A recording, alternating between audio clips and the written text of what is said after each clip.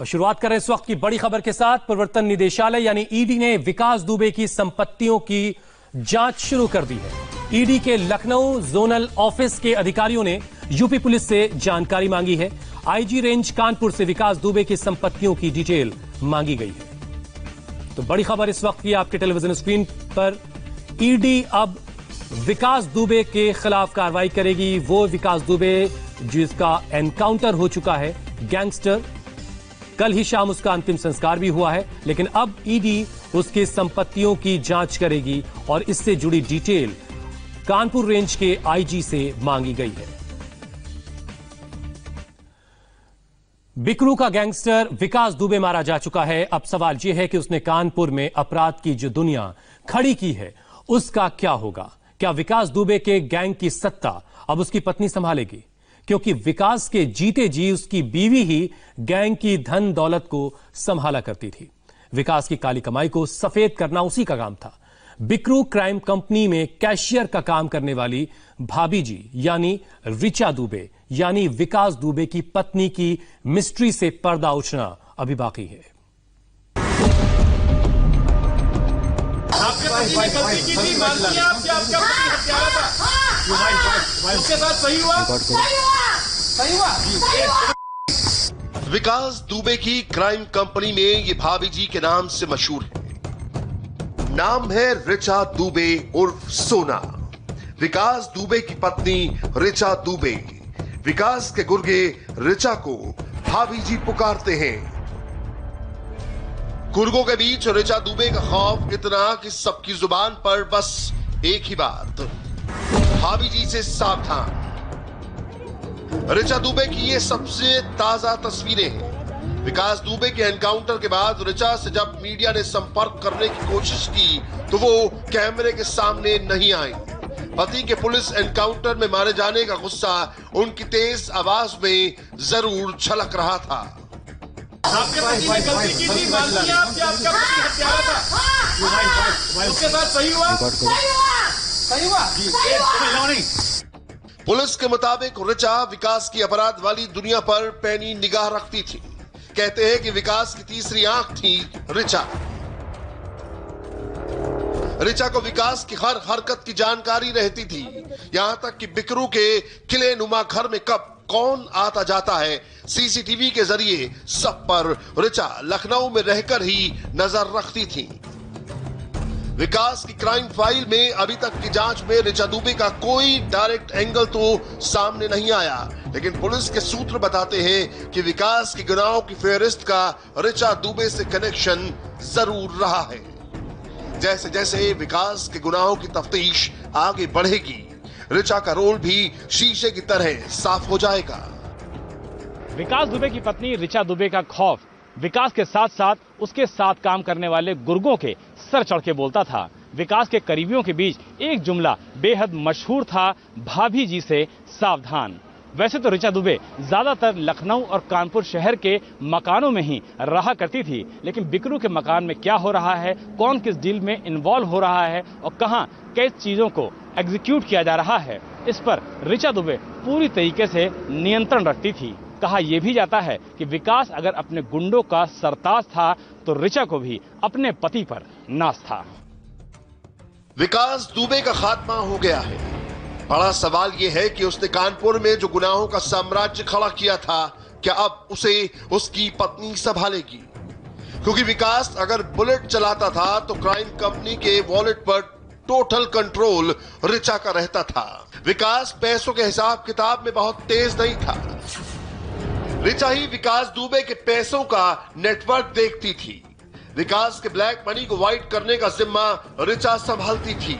पैसा कहां लगाना है, किसको देना है, ये ऋचा ही तय करती थी। गुनाहों से बटोरे धन दौलत का काम ऋचा ही मैनेज करती थी।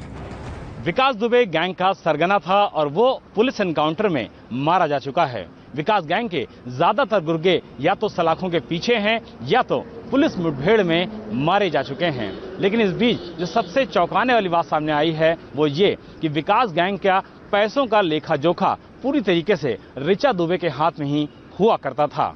पैसा कहां लगना है, किस तरीके से लगना है, किस बिजनेस में इन्वेस्ट होना है और कैसे ब्लैक मनी को व्हाइट मनी में कन्वर्ट करना है, इसकी पूरी जिम्मेदारी ऋचा दुबे पर ही हुआ करती थी। कहा जाता है कि विकास अगर अपने गैंग का सरगना था तो उसकी पत्नी ऋचा दुबे इस गैंग की खजांची थी।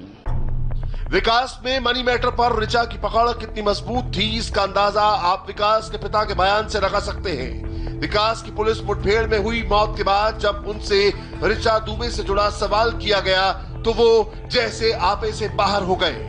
विकास की पत्नी ने आज तक हमारी कोई सेवा नहीं की और अपने लिए भी नौकर चाकर इससे लगवाए कि यानी हमारे हाथ काले हो जाएंगे खाना बनाने। अभी तो आप 9 जुलाई को सुबह विकास दुबे उज्जैन के महाकाल मंदिर से अरेस्ट किया गया तो रात के करीब 8:30 बजे ऋचा दुबे को भी नौकर महेश के साथ हिरासत में ले लिया गया। विकास का दूसरा बेटा नाबालिग है और वो ऋचा के साथ ही रहता है, इसीलिए हिरासत के दौरान वो भी ऋचा के साथ था। तीनों को कानपुर लाया गया जहां ऋचा से पूछताछ की गई। ये तस्वीरें उसी वक्त की हैं। ऋचा से एक कमरे में पूछताछ हो रही है। पुलिस की टीम उसकी पत्नी के गुनाहों का भी कागज लेकर बैठी है और पता लगाने की कोशिश कर रही है कि पति के अपराधों में ऋचा कहां तक हिस्सेदार है। विकास के गुनाहों की कितनी बड़ी राजदार है, विकास दुबे का कितने लोगों के साथ अपराध का नाता था, विकास की धन संपत्ति का काला चिट्ठा कितना बड़ा है, बिकरू में हुई वारदात के बारे में इसे क्या जानकारी थी। आपके पति ने गलती की थी, मान लिया आपका पति हत्यारा था, उसके साथ सही हुआ? सही हुआ? 2 जुलाई की रात बिकरू में हुई वारदात के बाद सीसीटीवी के टूटे टुकड़े की तहकीकात में आधी रात की गोलाबारी की जो अनसुनी कहानी सामने आई है उसने जांच अधिकारियों को ये सोचने पर मजबूर कर दिया है कि क्या वर्दी वालों के हत्याकांड में ऋचा दुबे भी बराबर की हिस्सेदार थी। क्या ऋचा ने मोबाइल पर एनकाउंटर लाइव देखा था? विकास दुबे के घर के चप्पे चप्पे पर सीसीटीवी लगा था।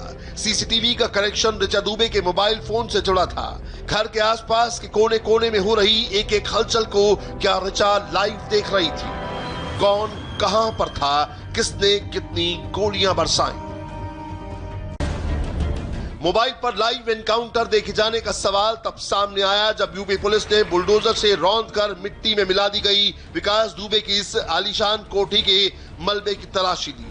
हवेली के इस मलबे से पुलिस को एक मोबाइल फोन मिला है। ये फोन ऋचा दुबे का था और उस फोन की जब जांच की गई तो ऋचा के विकास की तीसरी आंख होने का खुलासा हुआ। विकास दुबे गैंग का सरगना था और वो पुलिस एनकाउंटर में मारा जा चुका है। विकास गैंग के ज्यादातर गुर्गे या तो सलाखों के पीछे हैं या तो पुलिस मुठभेड़ में मारे जा चुके हैं। लेकिन इस बीच जो सबसे चौंकाने वाली बात सामने आई है वो ये कि विकास गैंग का पैसों का लेखा जोखा पूरी तरीके से ऋचा दुबे के हाथ में ही हुआ करता था।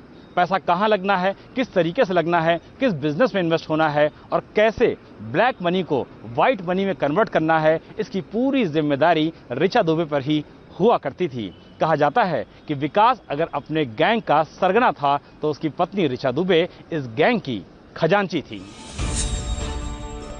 पुलिस को शक है कि फोन की मदद से सीसीटीवी फुटेज को डिलीट किया गया है और इस काम को अंजाम दिया है विकास की पत्नी ऋचा दुबे ने, क्योंकि सीसीटीवी का कनेक्शन ऋचा के मोबाइल से था।